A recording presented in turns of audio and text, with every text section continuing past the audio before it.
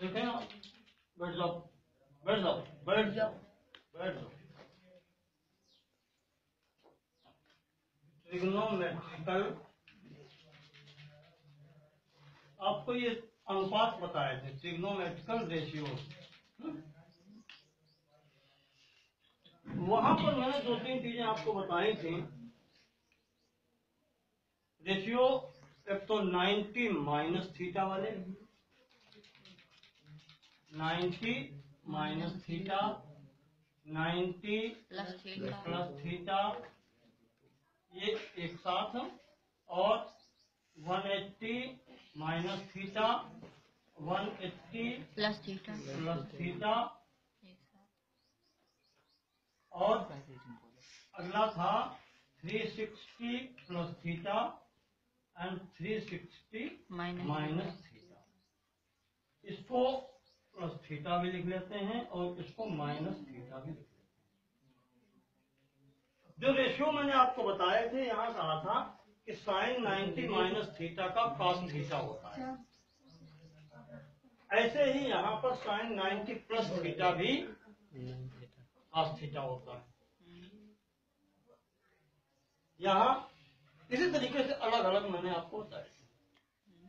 जो सारणी आपको दी गई थी उसमें साइन, जैसे कहा था कि साइन 30 डिग्री का मान 1/2। तो अब यहाँ पर साइन का साइन किस में रहता है? इसमें रहता है साइन 180 माइनस थीटा या पाई माइनस थीटा। इसको आप अगर रेडियन में लिखते हैं तो ये पाई माइनस थीटा और ये पाई प्लस थीटा लिखा जाता है। तो जो भी यूज करें ऐसे यूज करते हैं इसको। यहाँ पर अब आप देखें, यहाँ पर 2 प्रकार की वैल्यू होती हैं। एक कहलाती है प्रिंसिपल वैल्यू, जिसको कहते हैं हिंदी में मुख्य मान,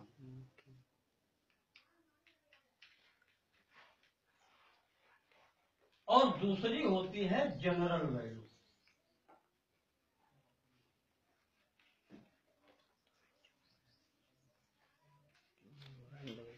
जनरल वैल्यू यानी व्यापक मान।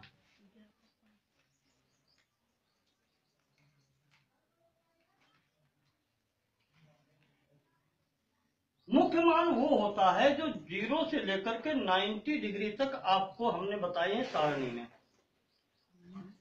जैसे sine 0 0, sine 30 degree 1/2 1/2, sine 45 degree 1/√2, sine 60 degree √3/2। तो इस तरीके साइन 90 डिग्री 1। तो ये वैल्यू प्रिंसिपल वैल्यू कही जाती है। अब यहाँ पर बात आती है जनरल वैल्यू की। जनरल वैल्यू में आपने देखा होगा कि जैसे साइन 30 डिग्री का मान 1/2, तो साइन 180 माइनस 30 डिग्री, ये भी आपका साइन 30 डिग्री होता है। और ये मान भी आपका 1/2। तो अब इससे अगर निकालते हैं तो ये मान आपका साइन 150 डिग्री ये निकलता है 1/2। अब ये मान भी है, ये मान है, ये मान मुख्य मान कहा जाता है। और इसी तरीके से 150 है, 2 पाई घूम के फिर आएंगे तो फिर और बढ़ जाएगा, 360 इसमें और बढ़ जाएगा। तो वो इस तरीके से कई कोणों के मान हो जाते हैं जिनका मान 1/2 ही होगा। ये सब मिला करके कहे जाते हैं जनरल वैल्यू। तो यहाँ पर अगर कहीं स्थिति बन जाए कि साइन थीटा बराबर साइन 30 डिग्री, तो थीटा का मान 30 डिग्री, ये प्रिंसिपल वैल्यू है, ये मुख्य मान है थीटा का। और वो जो 150 निकला था, जो 2 पाई जोड़ लो फिर आगे निकलेगा, तो इस तरीके से जो मान निकले हैं वो व्यापक वैल्यू कहे जाते हैं। तो यहाँ पर मुख्य स्थान चीज आपको बतानी है कि जनरल वैल्यू क्या है।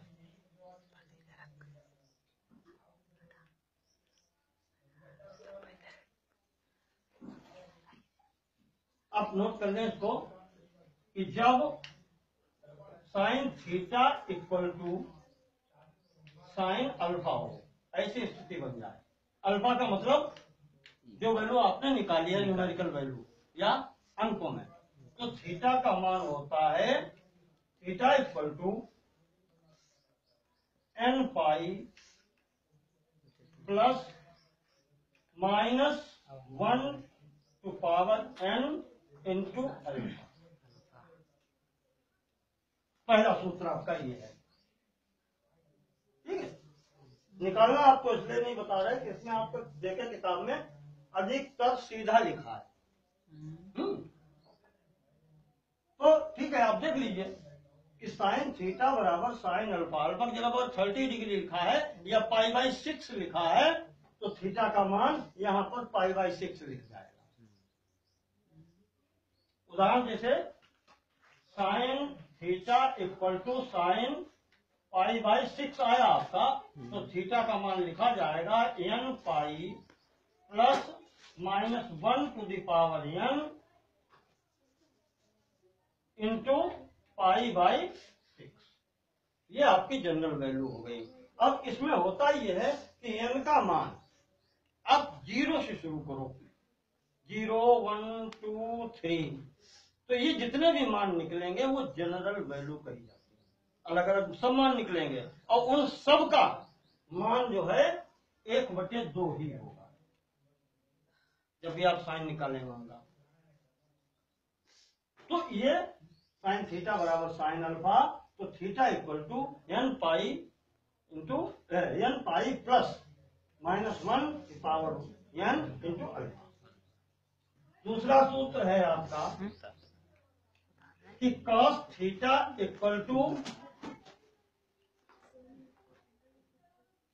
cos alpha,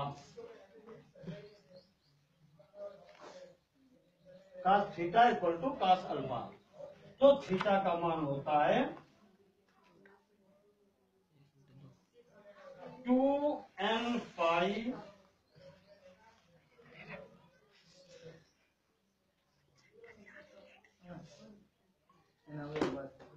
plus minus alpha.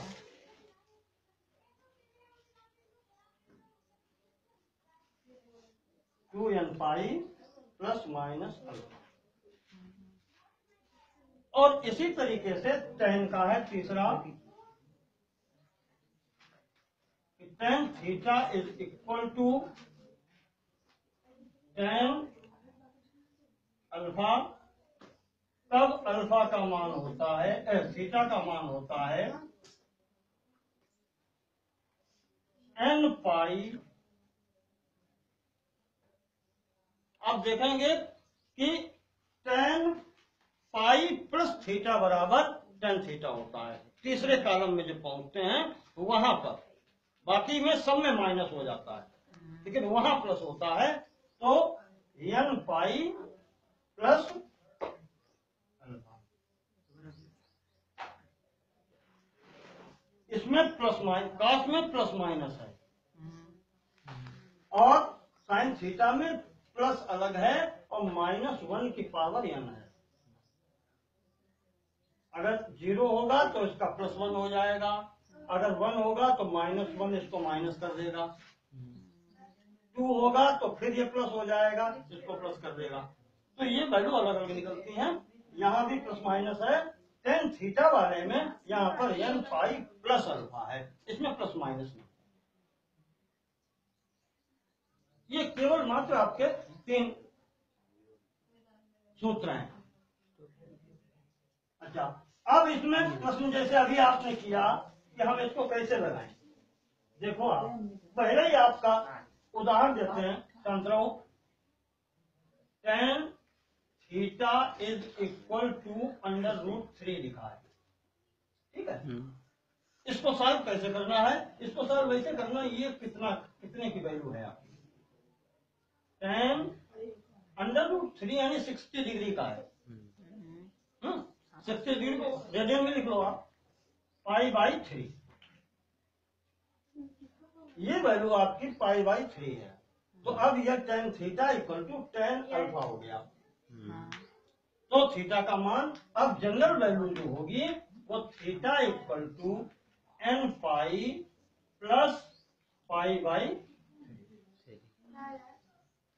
ये आपका आंसर रहेगा।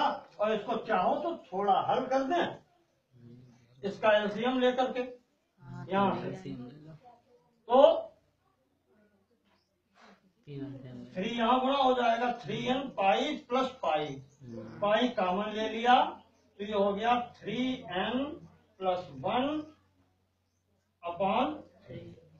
ये आपका आंसर रहेगा। इस सूत्र के आधार पर इस तरीके से इसको हल करना है। 2 उदाहरण और देख लीजिए। tan का हो गया। ऐसे ही साइन थीटा इक्वल टू, जैसे 1/2 है मान, आपने हल करके समीकरण है जो भी हल करके यहाँ पर पहुंचे, थीटा की जनरल वैल्यू चाहिए, व्यापक मान चाहिए साइन थीटा। तो ये हो गया आपका साइन 30 डिग्री है π/6 रेडियन में, तो sine theta equal to sine alpha. तो अब थीटा का मान होगा theta equal to n pi plus -1 to the power n और इंटू π/6। ये आपका आंसर है।